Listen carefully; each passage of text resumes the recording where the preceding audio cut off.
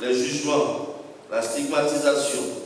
À cela s'ajoutent les attitudes, le langage, les préjugés sociaux, les expressions ethniques, les discours haineux à travers les réseaux sociaux, sans oublier les violences en milieu scolaire, les facteurs socio-culturels, socio-économiques, socio-politiques, religieux et réglementaires. Tout ceci divise les Camerounais et expose le pays à un repli identitaire et à un communautarisme qui fragilise le vivre ensemble et constitue de sérieux freins à toutes les actions en faveur de la paix dans la société. Le forum a enregistré la présence des leaders représentatifs de nos communautés religieuses respectives, des leaders associatifs, des organisations de la société civile nationale et internationale. L'objectif qui a justifié cette présence assise est de voir les leaders religieux et associatifs ainsi que les organisations de la société civile s'engager à travailler ensemble en vue de la prévention et de l'apaisement des tensions sociales et à favoriser la tolérance religieuse ainsi que les diversités culturelles et culturelles.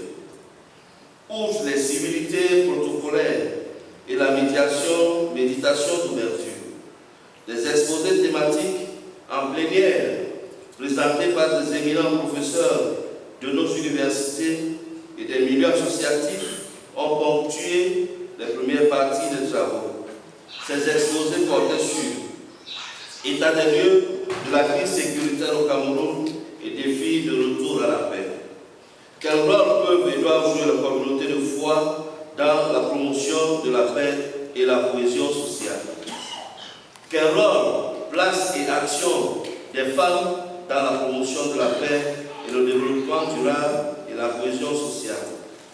Diplomatie laïque au service des communautés de foi, synergie d'action pour le développement intégral de l'homme. Quel regard et quel accompagnement des partenaires au développement en faveur des organisations de la société civile et des organisations basées sur la foi. L'analyse profonde de cette thématique a conduit à des réflexions dans des travaux en groupe dont les sujets sont en rapport avec notre contexte. Il se dégage le constat selon lequel les grandes organisations peinent à se faire écouter. Nous noterons aussi l'instrumentalisation par les pouvoirs politiques des notions de laïcité. Pourtant, la mission prophétique des organisations basées sur la foi ne saurait se traduire en complicité devant les injustices et face à la cruauté de l'être humain. Un travail en synergie entre les organisations basées sur la foi et celles de la société civile s'avère donc être une étape importante dans la structuration des propositions de recherche de solutions durables aux problèmes de notre époque.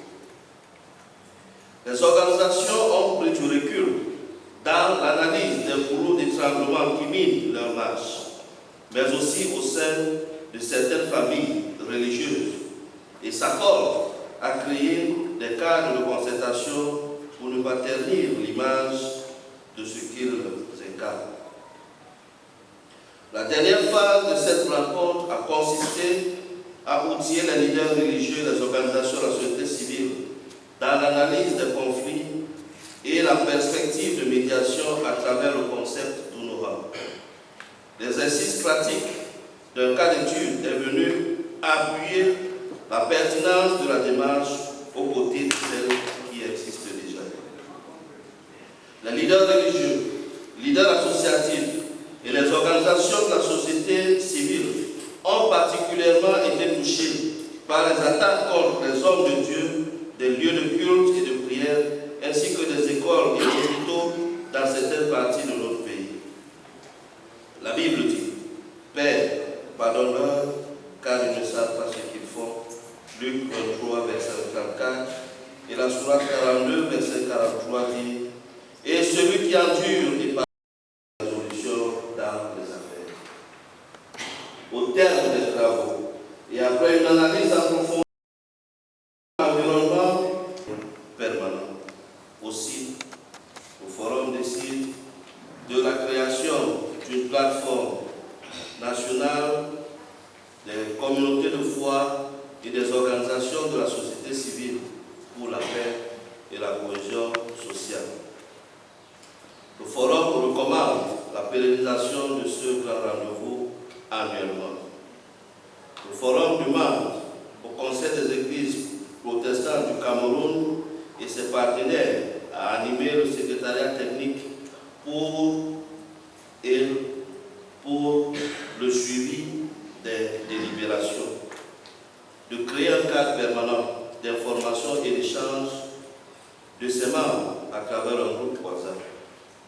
Au-delà de ces engagements qui précèdent, les communautés de foi exhortent leurs membres à redoubler de prières afin que cesse l'effusion de sang dans notre cher et beau pays. En signé,